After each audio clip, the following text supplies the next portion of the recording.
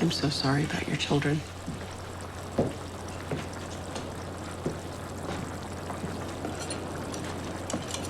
Their shoes were missing. Sorry?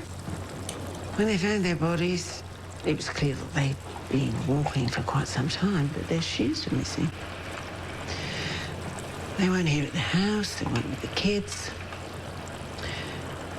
I've covered the ground in between 100 times.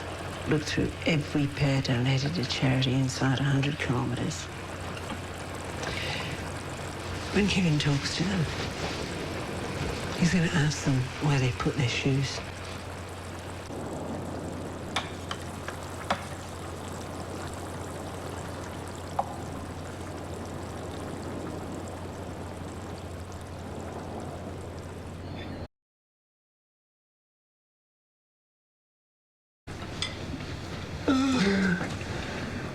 I think I'm going to go lie down for a bit. Wake me when he comes back. Truth is, along with our... I will play the part of Peter. You are already John. What about you, kid? You want to be Simon, Bartholomew? Pass. Oh. So Michael. We all have to be somebody. Somebody who was there at Christ's last huzzah. You, Dr. Garvey, are one apostle, and one apostle only. Thomas. Doubting Thomas. When I first started hearing voices back in Mapleton, everyone around me told me I was fucking nuts. Everyone. Except you. You were the one person who believed me. Who said those voices were really there.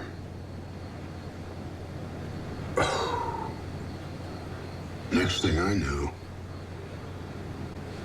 I was locked up in a fucking mental institution. So you're wrong, Pop. I'm not Thomas. I'm Judas.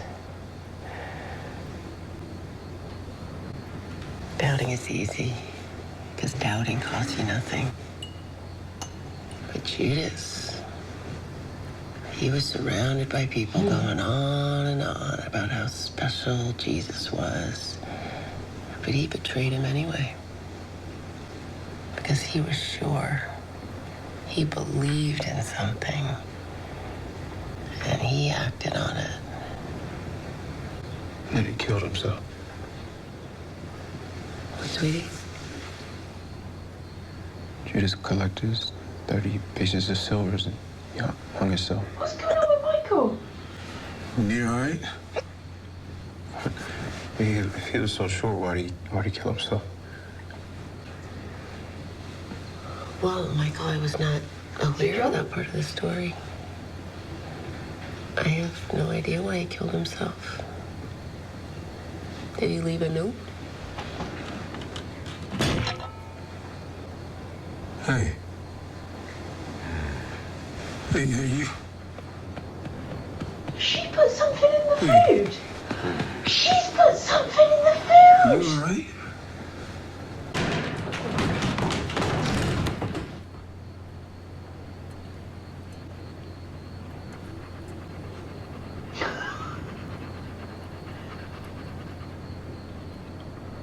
I borrowed your pills. Oh my God. Oh, she's a fucking genius.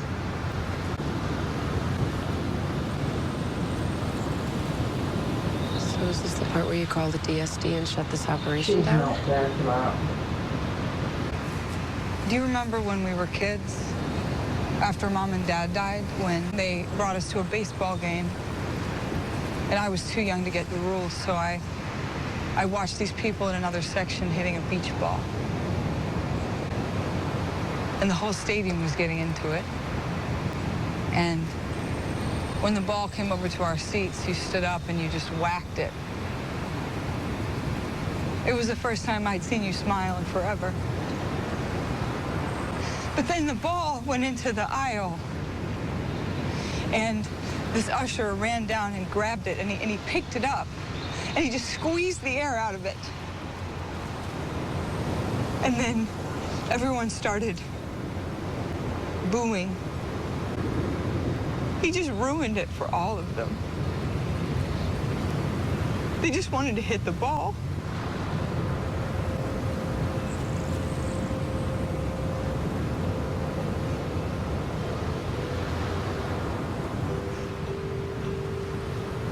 Why would he want to do that job? Why would anyone?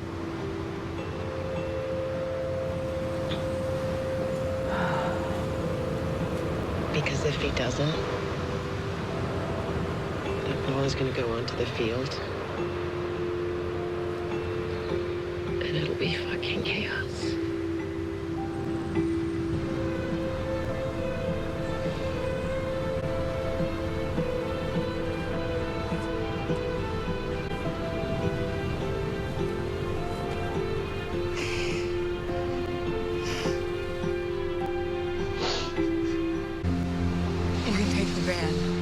I don't need it anymore.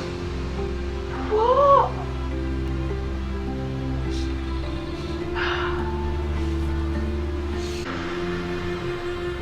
Can you, give this to Senior and tell him I'm sorry I didn't put him in my fucking book? And tell Kevin I'm sorry I did. Thank you. Do you have to tell them I did this?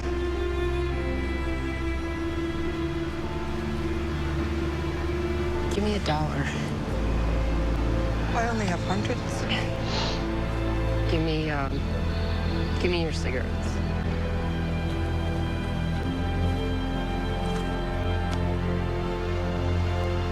Congratulations, Nora. You are now officially my patient.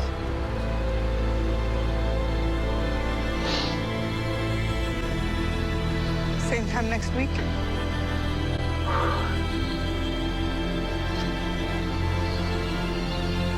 You're on.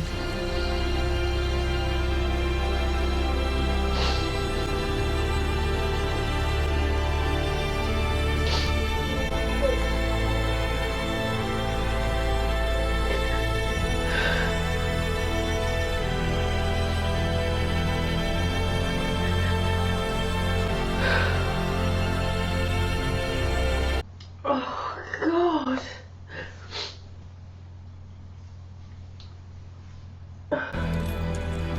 Oh, Kevin. Hi. Ruined. Hey.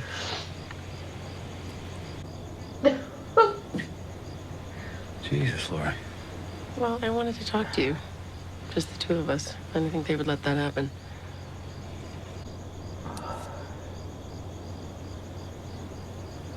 Don't forget me.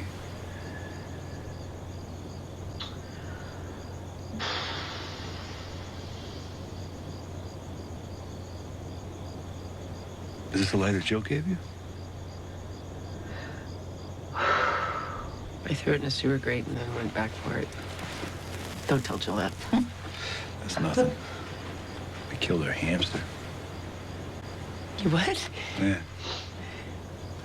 When you guys went down to that mock UN thing, didn't fucking feed it.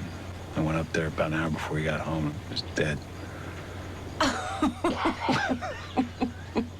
Took it to the neighbor's trash and threw it in there. Told you guys it ran away. Well, rest in peace, Mr. Fuzzy. Mr. Funny. Mr. Funny. That's right, it's Mr. fucking Funny. Ah, Kevin. I was pregnant. What? I was pregnant. 16 weeks. I don't, when? I was lying in the doctor's office, like staring at the ultrasound. Looking right at it. when I was gone. We raised two beautiful kids. Best thing we ever did. The last best thing. Did you want another baby? No. Me neither. I'm so glad she told him that. Are you scared? The last time it happened,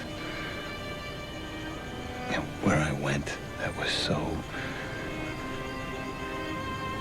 It was real. Maybe I was dead, but I had never felt so alive. But no, I'm not scared.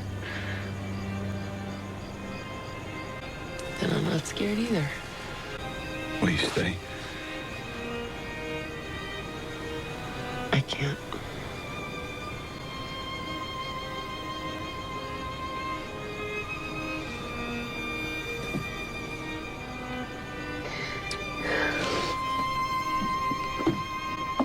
What would you do in that situation? Wait. Got your lighter. Oh, you can keep it. I quit.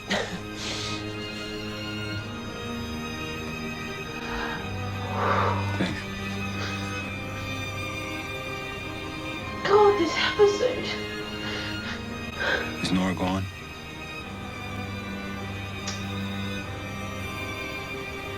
We're all gone.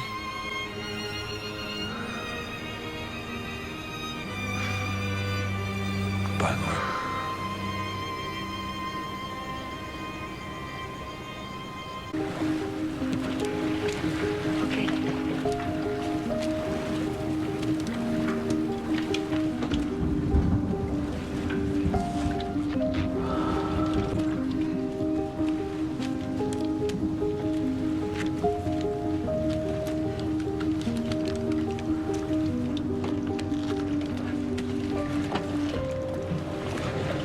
She's not gonna kill herself.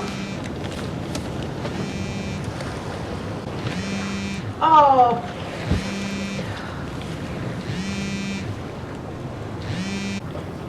What are you doing right now? Where are you? Just hanging out. By yourself? On the anniversary? Yeah. It's kind of nice, actually. Okay. Well, enjoy your solitude. I love you, Mom. I love you, honey. Tell Tommy I love him. Mom loves you, you fucking idiot. I love you too, Mommy. Bye, kids. Bye. Love you. Miss, now or never? Never.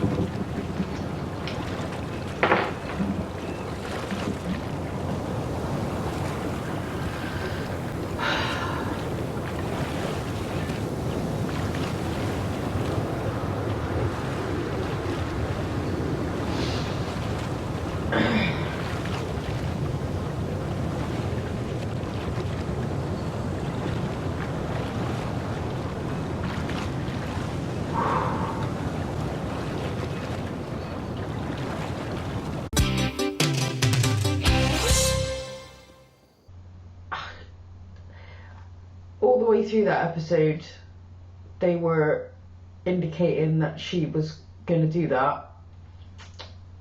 You had the reference to Judas, Nora.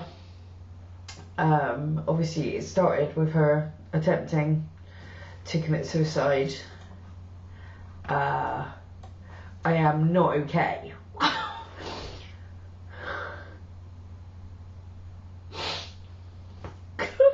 I am absolutely ruined.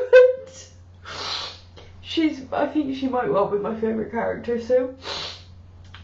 Oh.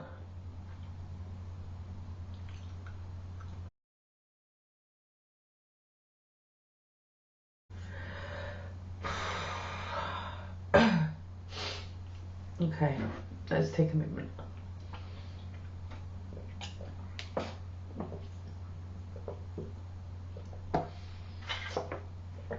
Oh. No, I'm gonna have to have a cry break. That was really sad.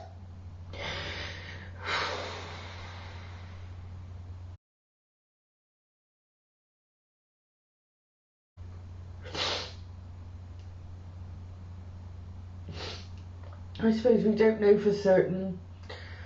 We don't know for certain that she's committed suicide. I'm totally reaching right now. I'm like, maybe there is going to be a flood.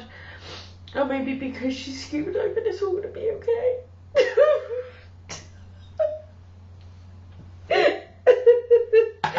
Oh, God.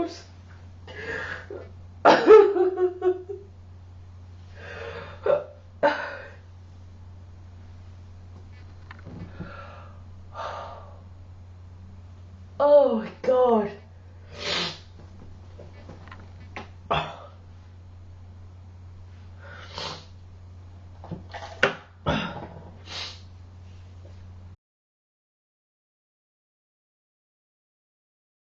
I tell you what, when this show makes you cry, it really makes you cry.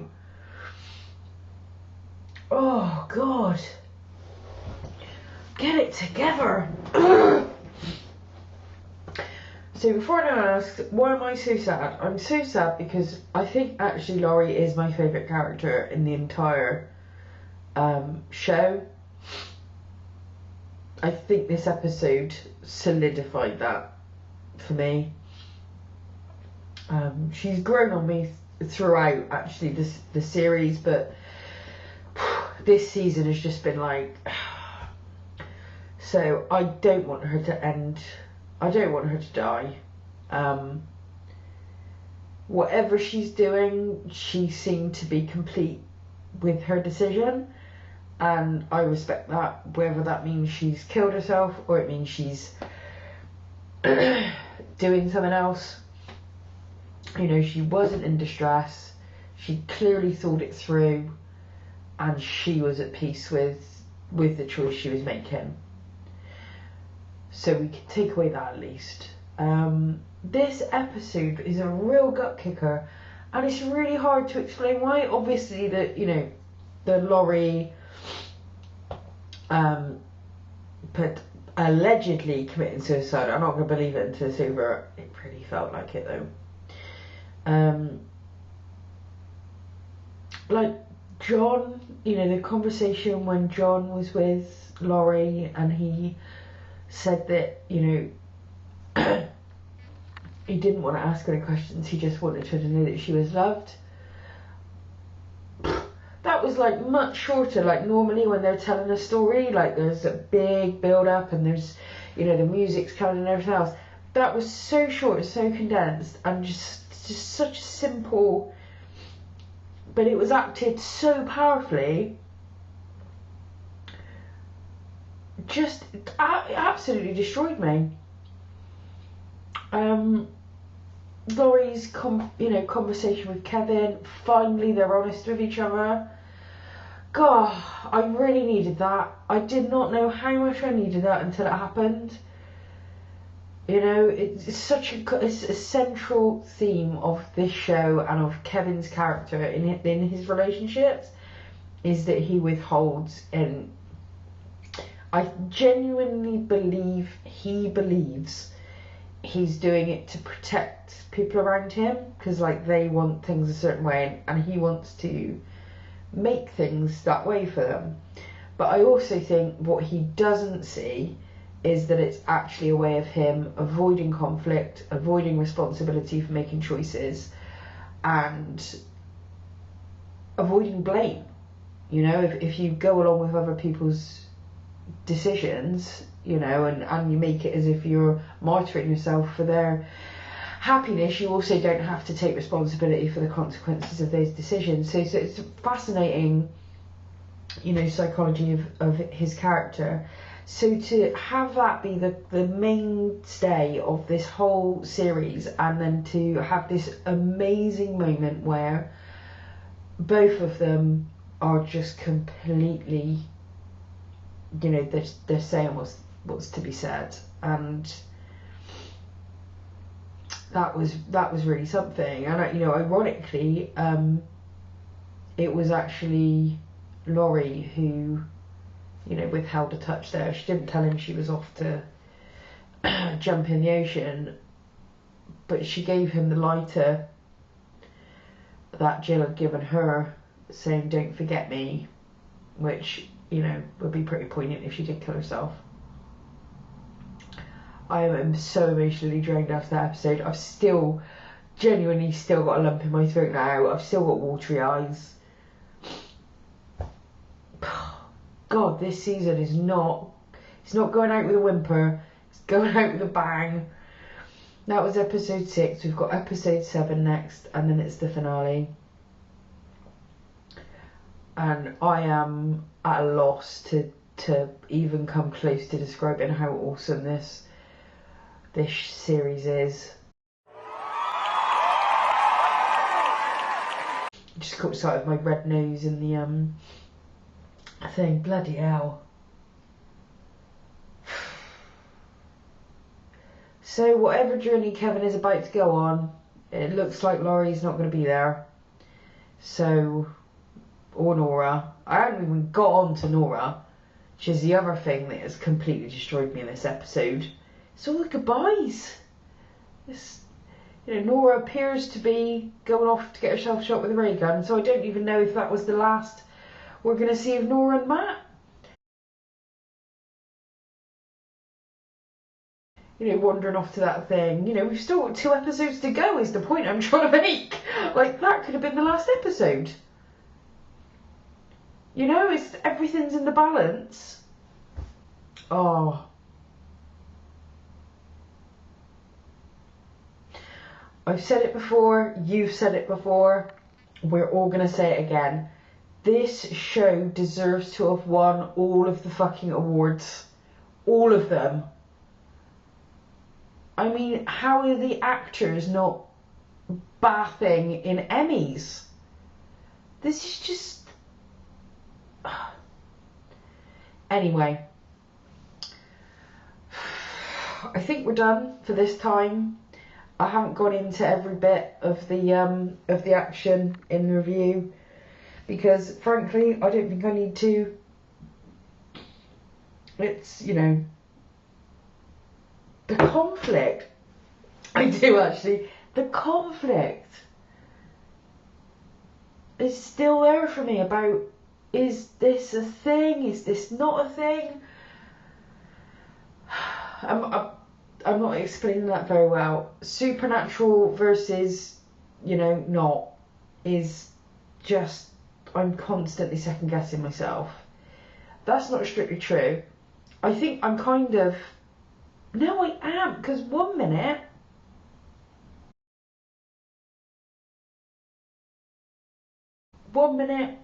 I'm thinking one thing, the next minute I'm thinking another, and it doesn't even seem to be based on any evidence.